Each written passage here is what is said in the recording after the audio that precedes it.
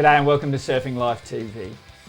We'd like to thank our partners Gotcha for helping us with this show. And we'd also like to acknowledge the traditional custodians of this land and pay our respect to elders past and present. I'm Ray from Surfing Life, and our special guest this episode is Rod Brooks and Andy McKinnon. Guys, thanks for joining us. Welcome. Thanks so much for inviting us here. Oh, it's a pleasure. Well, and we're here to talk about the 50-year anniversary of the 72 World Championships. Is that right? Incredible. Yeah. Were you guys there? Yeah, we were there. We certainly were. So. Otherwise, what are you doing in here today? So, Andrew, you're in the open team. Rod, you're in the reserve team. Yep. But also then assistant manager. Is that correct? Yeah. Okay. How did it all happen, boys? So basically, there was only one open team. Right. Aside from the women, of course. Yes. There was only 3 women, though, in the women's team. Okay. And that was really related to the number of women that were surfing in the association at the time. So it was predominantly open men's. But there were juniors that were picked that were sort of involved in the open team, like Simon Anderson and Mark Richards. Mark Richards, Rabbit was a reserve. Mark Richards was the youngest one in the team. He was the baby of the team. How old was Mark at this age? He was only 15. Wow. Yeah. Younger than Rabbit. Yeah. So Simon Anderson was the Australian junior champion in 71 and 72. Mark Richards was runner-up to Simon Anderson in 72. But of course, you know, as time went on, then MR totally dominated, didn't he, once he got onto the twin fin? Yeah, exactly. So I know what that team is because we've actually just done a story on it in Surfing Life, and you haven't seen it yet. You wrote it for us, and we thank you for that, and that's why we thought, let's do a TV show about it. Do you want to have a look at it? Absolutely. Let's have a look. Let's have a look. Fresh off the press. There you go. Oh, thank you, Ray. Now, I'll find the page for you, just so we go straight to it. And here we go. Oh, look at that. There you go. What do you think? Incredible. So we've got the Mark Warren photos from his personal collection, which I'd never seen before. Yeah. 50 years later, that was just amazing to see that. And the art logo from the 1972 World Surfing Championship, it's an incredible art logo, isn't it? Look at that. Yeah, listen, art's not done like they used to. No. You know what I mean? Like Blazing Boards post from Chris Bystrom's films, that kind of art. I wish we'd go back to a bit of that, don't you think?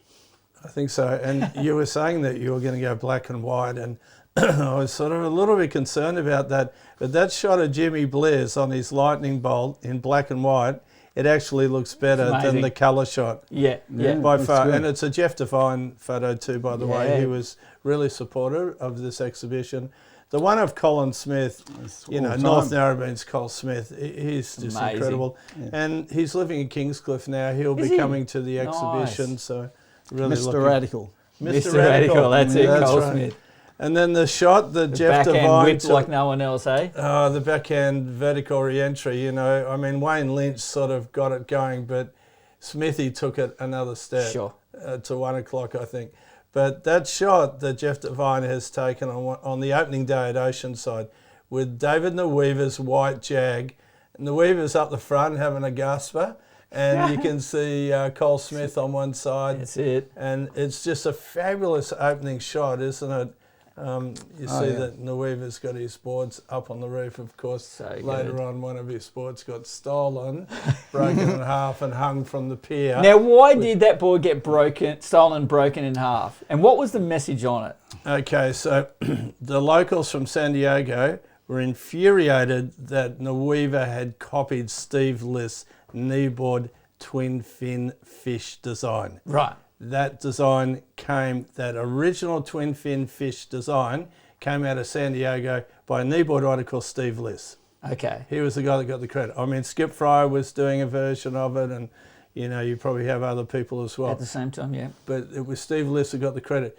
But Nweaver realised that this is the go for small waves, for grovelling in small waves. So he copied that design without any credit given to Steve List. That's the issue, isn't it? It's not copying the design, it's the credit, yeah? That's right. No lack of recognition. No credit for Steve List. So the next thing we know, I was sitting in the car park with MP. And we looked out at Oceanside Pier, and there's this board hanging from the pier, broken in half, with a spear right through the middle of it, and a "Good luck, Dave" written on the deck. And I said to MP, I said, "Oh my God, if that's how they treat their local heroes, what are they going to do to us if we win this event?" But for a while I just did not understand. I could not understand, because David Nui was like a rock star. Yeah. He was... Wasn't this his last event as well? It was like his last hurrah at a world title. He'd been in all the world titles. Yeah. From 66. Come second in that in San Diego as well. Yeah. Right. He was in 68 in Puerto Rico. He came to Victoria in 1970. So this was going to be his last hurrah. And he turned up on this twin fin fish. And he was ripping on that thing. Right. Went really well for him. But Jimmy Blair's also realised that his lightning bolt wasn't cutting it in those waves. And he just borrowed some guy's board off the beach from San Diego. A twin fin fish, 5'4". Another fish. Another fish. 5'4". Yeah. Yeah, it was big tiny. wide tail. Big wide tail. It was wild how short things went for a while there. Yeah. But then you get guys like Asher Pacey. That's what he rides now. Yeah. That's what he rides. So these things were pretty wide in the tail. Wide, yeah. His are pulled in, more performance-y. But they flew, didn't they? They went really fast. Really fast. No drag from that set of fin. And just powered. And Jimmy Blair's, like the Weaver, had a wide stance too. 1 foot on the tail, 1 foot on the nose. And really it was like a goofy foot battle between those two guys. And in the end, Blair's got the last wave that was a little bit longer, and those days length of ride sort of counted. On the criteria, he beat Nueva. It was really close. PT got third. On a conventional board, there you go. which is really good. Yeah. So like a penny single fin? Yeah. Yep. Well, they're all single fins, but his board was a bit more Gold Coast orientated. Yeah. But that was the thing. When we arrived, none of us had seen these twin fin fishes before. Yeah. I mean, back in 1970, we were actually on boards under 6 feet too. Exactly. Little stubby tracker things, and they were spinning out all over the place. Yeah. I mean, they really cost Australia in that world title. That's what I believe. Yeah, well, the twin fin had changed from the original twin fins, which we sort of copied in late 1970, 71, and they did have wide tails, and McCoy and the Sydney Brookvale crew were all getting messages. I was at Clembell in Torquay, and all the McCoy crew in Sydney in particular were getting messages from California about these twin fin. Rolf Arness was riding, and but before long they were tailored to Australian conditions and had a much narrower tail. Yeah. They didn't look anything like the ones when we arrived in California.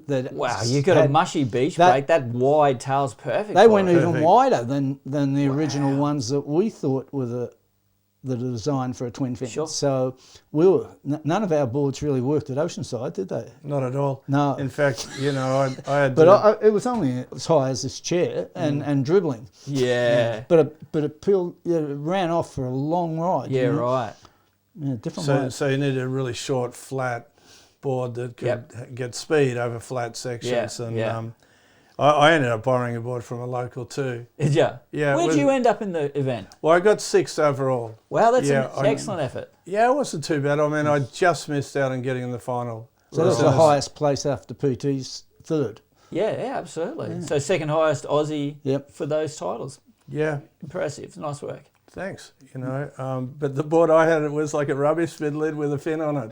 But it went really well in those conditions. Well, you've seen a lot of board design over the last decade for those conditions, and that's what they look like. They look like McDonald's trays, with a fin flat and square, and and they work.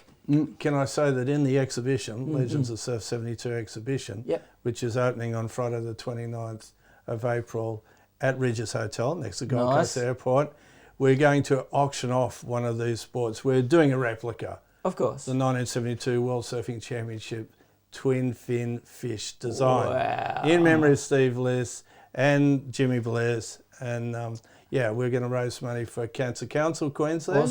Awesome. So that's going to be really cool. But that board will remain in the exhibition until the 8th of May.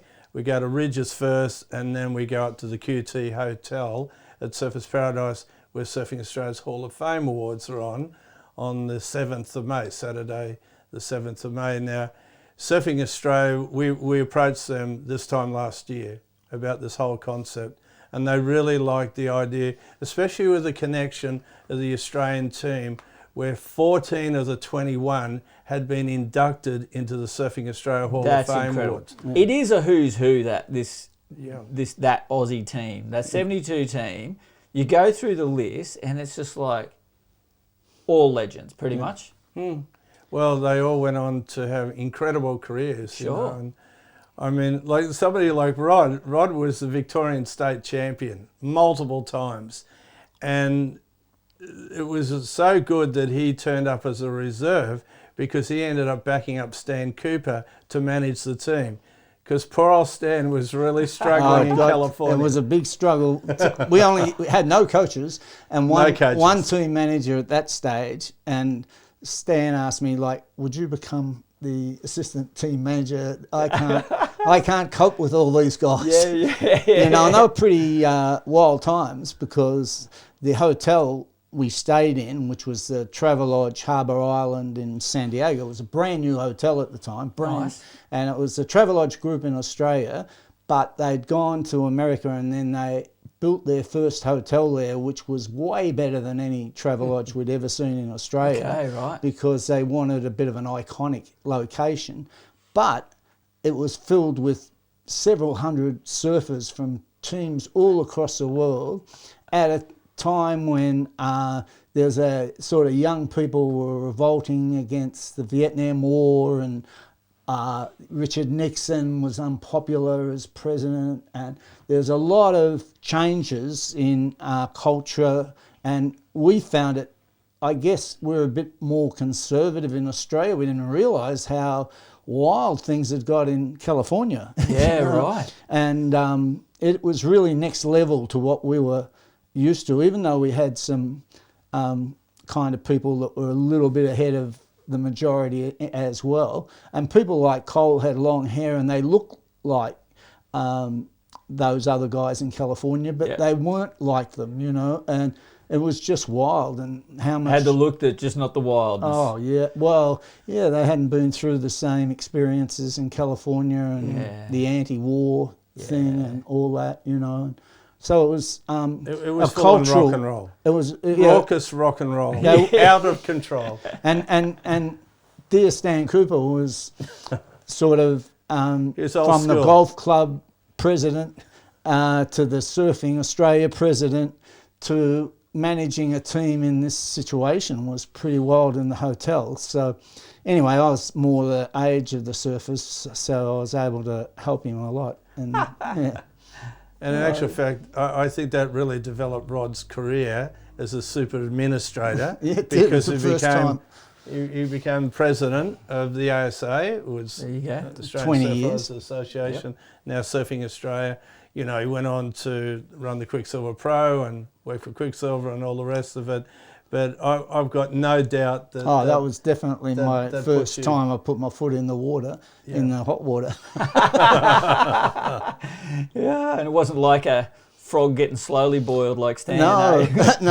Although obviously he spotted the boiling water pretty quickly, didn't he? Well, we had, there was definitely drug problems with some of the teams from South America particularly, where there was always a lot of cocaine. And... and the drug squad came to the hotel and there was rumours going around about arrests that we never got to the bottom of. But the corridors were just full of people going... where's the next party? Where's the next party? What's going on now? It wasn't a, what do they call those moving dinners? It was a moving party. Yeah, right around from room to room. Progressive party. It was like open house, invitation. It seemed like everybody was welcome, Exactly. but it was just, and you got to remember it's a brand new hotel. I mean, it only opened a few weeks before we arrived. Wow. And it was just and it was getting an Australian trashed. icon. Like there's people in the pool throwing beer bottles, there's bands playing. Off balconies, into the pool. You know, the business people that were staying there, as soon as they saw that, they all just checked out. So basically the surfers took over the hotel. Wow. Literally took over And the the hotel. local surfers got to hear about all this. They said, the party's on the travel lines, So come on. every surfer in the whole of San Diego County kind of arrived at the hotel and stayed for days. Well, there was plenty of rooms available from all the business people. It was like a park party, you know how the kids have park parties and everyone turns up and the whole neighbourhood's there? That's what it was like. Yeah, Wow. it was pretty crazy. I mean, I remember stepping out of a lift with Doug Warbrick, you know, and I really looked up to Claw.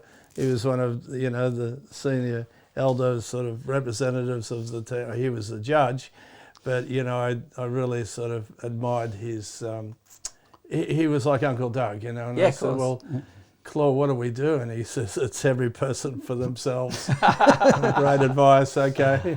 Oh, that's incredible. And then, so we had Emma, Simon, Rabbit, you guys, PT, MP, all the acronyms is there. Yeah. Yeah. Terry Fitz. Terry Fitz. Tony Hardwick, Wicker. Yep. You know, there were 6 North Narrabeen surfers in that team. And there was Gail Cooper. Yeah.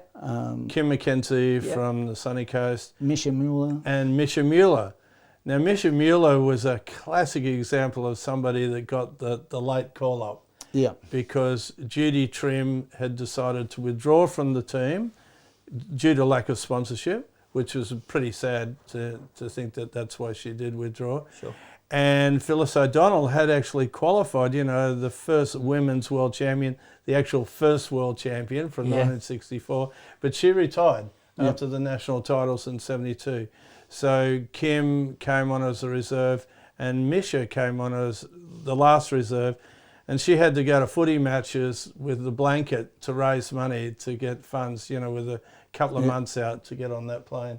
And well done. I like it when someone, it's tough work, but they get there. It was a big moment for her, and I just remember as we were flying into LA, and, you know, like I said, it was the first time for most of us to have flown overseas, you know, to go to America. And she looked out the window and saw LA International Airport, and she just broke into that song, you know, LA International Airport.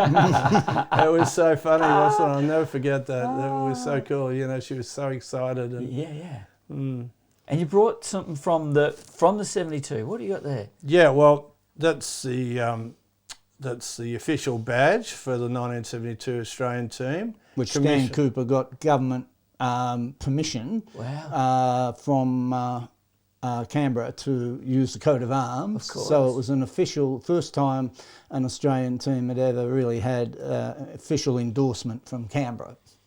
Australian surf team or Australian surf? I was going to say, no, I'm pretty sure cricketers. Oh yeah, they oh all my had. goodness. No, the surf Century. team in those days, didn't rate anywhere near the well, major sports. So well, this is a long time. Let's be honest. This is quite a bit before 72. professional surfing correct. really kicked in. Like, Yep. Well, you say, I mean, it's only 4 years, I guess, but that's a long time. When Yeah. it's never been anything, I it's still a think- long way off. I think the idea, once this contest finished, pretty much all the Australian team went to Hawaii. And one way or another, they all managed to get in the Duke contest and the Smirnoff, and they were supposedly professional, but they were really only 2 or 3 events a year, and anywhere in the world, because nowhere else in the world had prize money. And so and that sort of got prize money in Bells, because Claw realised when he was in Hawaii that having some prize money at Bells would be a bit like having the Duke or the Smirnoff, so he sort of went home and so then we got prize money at Bells, which was the first sort of pro event in Australia. So actually sort of pro surfing sort of went international as well as a result of team members from this group going to Hawaii after the event. And of course, Paul Nielsen won the event over there. And he won the Smirnoff. He won $5,000. It's a huge check for the time. Massive And back Oliver then. and Dapper, Dapper, Grant yeah. Oliver got 3rd in the final. And that was a huge turnaround because we sort of got our asses kicked in San Diego, apart from PT getting third. I mean, you know, the Australian team was expected to do better than that. MP was expected to do better than that. But because of the chaos in California, it just didn't happen. But Hawaii was a different thing. And, you know, they're talking about busting down the door in 1976. And, you know, with Rabbit and Sean and MR and, you know, that whole new era. Yep. But that was happening in 1972. Sure. Right. That was it really started. It was the seeds. Paul Nilsson sort of broke the new through. generation of Australian surfers coming through after the domination of Midget Farrelly, Nat Young, Peter Druin, Ted Spencer, Wayne Lynch, Keith Paul, you know, the 60s heroes. These were suddenly like the new 70s heroes. Yeah. And that's what's really significant about 1972, how all of these things were gradually changing that way. There was this evolutionary change going on. And in terms of politics in Australia, I mean, Gough Whitlam came in at the end of the year, took us out of Vietnam, opened up Australia to the rest of the world. We're off and running. We're off to the races after that year. But so much happened along the way that really developed people's careers and their direction and which way they were going to go. That's amazing. And it's an incredible period of time in surfing. And I've said this before, but I love where we are in the history of surfing, that we actually still get to talk to the grandfathers and the godfathers of... We're still here. Yeah, absolutely. And it is a short period, as you say, like compared to something like cricket or football. We have a very short history. You know, we're talking 100 years almost. Yeah. So, but when you're talking professional, I mean, I was born before any real professional surfing, and I consider myself still pretty young. When were you born? 70. Oh. Right. Okay. Well, I remember when I arrived in Hawaii with Simon Anderson, we were sort of partnered up on the rent-a-car. Yeah. And the first thing I asked people was, where's Dick Brewer? How do I find Dick Brewer? And they all told me about this restaurant bar he went to on a Friday night or something. So I made sure I was there and rounded him up and ordered a board immediately. I said, look, Dick, I've got to have this board like tomorrow. This is not one of those on the Never Never, because I've got to fly out of here in 2 weeks. So he ended up getting the board for me, and I got a glass. There was another guy who did glassing for him.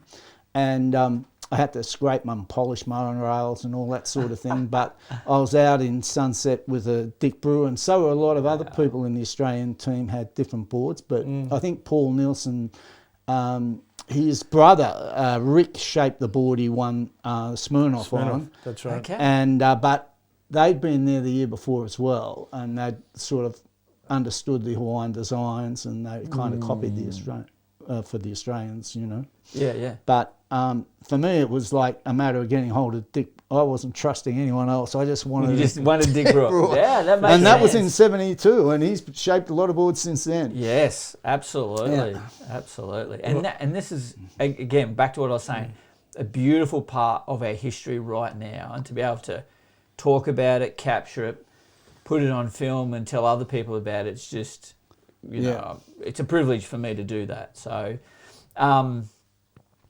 any other stories? Oh, well, I'm just having a look through the magazine article. It looks really impressive. Thanks very much, Ray. I mean, when I look at that shot there of Larry Bertelman, I think Larry was 17 at the time, and they called him Rubber Man, and he was so advanced. Yeah. I mean, he was almost like the Michael Peterson of Hawaii. Right, yeah. So he got fourth behind PT in the final. And they had Michael Ho in the team as well. Michael Ho, that's right. He was right up there as well. I don't know where he finished, but he finished going fifth. well.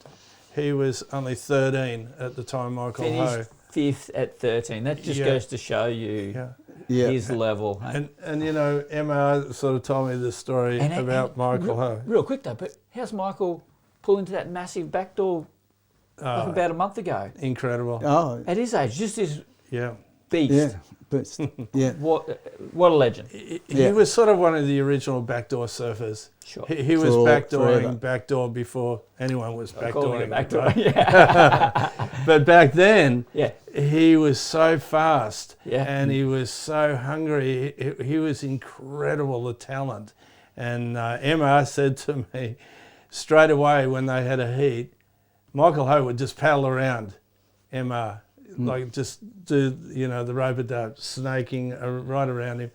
And Emma thought, oh my God, I'm going to probably put up with this for the rest of my life. And sure enough, he did. And they also had Jerry Lopez in their team. Yes, of So, course. I mean, some of the surfers, like some of ours, would be legends over there forever, and internationally as well. Yeah, yeah. So it was... the entire 72, not just the Australian team, but the entire championships just became the who's who. That did. Of surfing. When Rod mentions Jerry Lopez, I mean, that's when Lightning Bolt started in 1972. Wow. He turned up with Lightning Bolt boards. Wow. Yeah. But they didn't work in those ways. No, they didn't. But they did become the most popular board in the world as soon as they happened. Exactly. But they did definitely work for Sharon Weber because Jerry had made her Lightning Bolt board and she won her second world title there. She was from Hawaii. Yeah. And there's a photo of her on the Lightning Bolt. On the Lightning Bolt. But, the other great Hawaiian surfer, of course, was Jeff Hackman. Yeah. Yep. And Jeff was in the team. Mr. Sunset? Mr. Sunset. And, and Randy Rerick was in their team. Wow. He was a judge. Yep. They had quite a few other well-known surfers like was Mark Fred Sedlake. there? No, Fred wasn't there. Right. No, Fred didn't make the cut for that one. He was kind of in the era with midget and that and all like just that. a touch. Right. It was a changing of the guard in the 72 because we went with the whole team. But Fred was organising, like the Triple Crown back in Hawaii. Yeah. Him and Randy. Smirnoff. That's what he was Deadhead running. Fred. Yeah. Deadhead Fred. Until Kanga came along and decided, no, we've got a whole new format for this, and they had this giant fallout that ended up being the start of ASP around about 1982, 1983. Because it was ISF, wasn't it? ISP. ISP. International Surfing Professionals. Yeah. There's ISF, International Surfing Federation. That was the original amateur body, right? Yeah. And then that fell over after 72. They owed a monster of money after the 1972 World Surfing Championship. I mean, it really Which was really funny because we had to have all these meetings at this hotel we're talking about in San Diego, the Travelodge, with the American management of the contest because they were supposed to provide meals for the teams and they were supposed to provide airfares for the only for the champions in each team, the national champions. National champs. And they didn't have the money for that when we arrived. And before we arrived, they told us they'd have the money when we got there and we'd be given it when we arrived. So we arrived and everybody had stumped up for the ones that were getting their fare paid, but there was no money to pay it. And then in the evenings, we had to go to dinner. We had to wait in the lobby for these vouchers to arrive. Charburgers. And they would have the these meal vouchers for team members, and you never know. Some of them were the best Mexican food I've ever had. Just some little Mexican restaurant in south of Tijuana. San Diego, almost on the borderline, and they were just beautiful food, but it was a crazy situation. Then we'd all pile in a bus and get bussed off to this, and these are Mexican people who really shocked at how many of us had arrived, and people would be running around saying, we only gave out 30 vouchers and there's 60 people here. And this was happening every night, That's crazy. So it was really crazy. It reminds me of the story that Doug talks about when we were saying about him putting the sponsorship money down the prize money for Rip Curl event at Bell's, and he'd write the check and he'd go, just don't bank it for a week. Yeah, So he'd hope for the weekend sales that he could cover it. But, he was always good for it. And, you got through at that stage, didn't you? There's a lot of things going on like that in those days with the surf industry, and particularly with this event. And Doc Scott, he actually stumped up a fair bit of money. He sure did. And kind of covered most of the airfares that were responsible. And some of the debts afterwards, I believe, out of his own pocket. Yeah. Good and anyway, the funniest thing for team members like us was just waiting in the lobby of the hotel in the evening and having no idea where we were going for dinner, and then having this guy, Ray Emery, who was the president of the Chamber of Commerce of San Diego, was somehow put in charge of this contest because it was supposed to be sponsored by the Chamber of Commerce of San Diego. Right. And he would, because of his position in the Chamber of Commerce, he had all these connections with these small Mexican restaurants and different places, and he'd put pressure on them. Okay. And as I said earlier, like these were small little restaurants, but they were lovely people. But they'd like go, Meals on Wheels. Ray, we can only give you 30, for dinner, and about 60 or 80 would turn up, but they'd still fed everybody, and they'd wander around complaining, but they still fed everyone. So I mean, I read some press clippings where he was really hoping to turn that into an Olympic event. He kept talking about the 1972 World Surfing Championships would become like an Olympic event, that this would be the example for an Olympic event. Yep. And as Rod said, we nearly didn't go. I mean, Stan Cooper nearly pulled the pin. He said, unless we get the airfares, we're not coming. We're not going to just turn up without any sort of without being reimbursed. Reimbursed. So, so Stan sort of threw that one out there, but Ray said, no, it'll be okay, mate. Just come along and we'll fix and then you we up had with some char burgers. Don't worry about that. Every night we'd have these emergency meetings because I'd been promoted to assistant manager at this stage, and we'd have these emergency meetings with the ISF, yep. And about whose responsibility it was to pay for these things. So it was really crazy. And I believe the number of people that were booked into the hotel, it was a similar thing, because there's I don't know how many teams, but they had a certain number booked into the hotel, but in actual fact, the hotel kept complaining because there were almost twice as many people staying at the hotel. Bit of couch surfing. Yeah, half of San Diego moved in as well. And every spare bed was taken up. Those trundle beds that they wheel in. Yeah. They were all brought in, and it was just. And of course, the management, not the owners, but the management of the hotel were pretty sympathetic to the surfers. They'd bring up all sorts of stuff that we hadn't paid for, and it'd just go out into Neverland.